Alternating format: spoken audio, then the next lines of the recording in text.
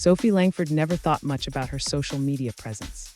As a travel blogger, she shared her life with thousands of followers, beautiful landscapes, charming cafes, behind-the-scenes moments. Her posts were always met with admiration and kind words. Until one day they were. It started with subtle comments from an anonymous account. "I knew you'd love that bookstore on Maple Street." She hadn't tagged the location. "The blue dress you wore last night was stunning."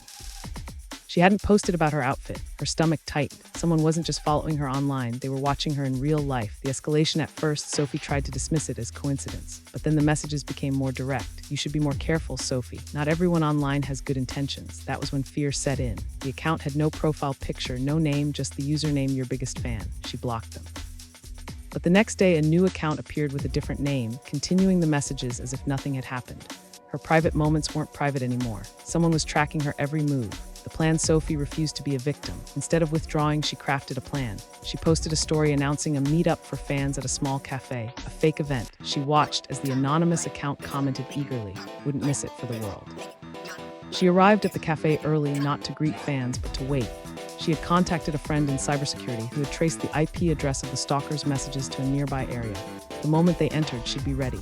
The exposure as the door chimed, Sophie's heart pounded. A man in his mid-30s, dressed casually, scanned the cafe before hesitantly stepping inside. She recognized him immediately. Not because she knew him, but because she had seen him before, lurking at the edges of places she had visited, always in the background. She wasn't alone. Two off-duty police officers, tipped off by Sophie, approached the man before he could leave. Confronted with the evidence, his IP address, his repeated messages, his presence at her meetup, he had nowhere to run.